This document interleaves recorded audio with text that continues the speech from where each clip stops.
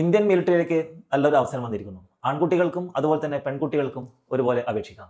17-നും 21-നും ഇടയിലാണ് പ്രായപരിധി. ഏപ്രിൽ 10 അവസാന തീയതി.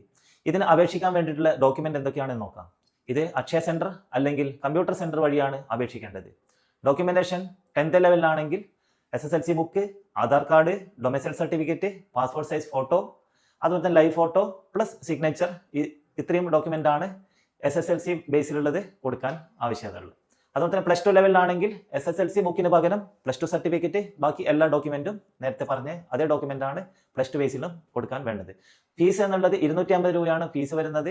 ബാക്കി കമ്പ്യൂട്ടർ സെന്റർ അതുപോലെ തന്നെ അക്ഷയ സെന്ററിൽ നിന്നും വാങ്ങുന്ന അവരുടെ ഫീസ്. ഇത്രയും കാര്യങ്ങളാണ് ഈ ഇന്ത്യൻ മിലിറ്ററിയിലേക്ക് കൊടുക്കാൻ ആവശ്യമുള്ളത്. ഈ ഒരു അവസരം ആരും തന്നെ പാഴാക്കരുത്. കാരണം ഈ ഒരു വെക്കേഷൻ ഡ്യൂറേഷൻ നിങ്ങൾ ഇതിനായിട്ട് കൊടുക്കുകയാണെങ്കിൽ ജൂണിലാണ് എക്സാം ഡേറ്റ് വരുന്നത്.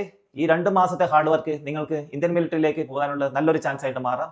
ഈ ഒരു വീഡിയോ മാക്സിമം ഷെയർ ചെയ്യുക. കാരണം ഏപ്രിൽ 10 അവസാന തീയതി.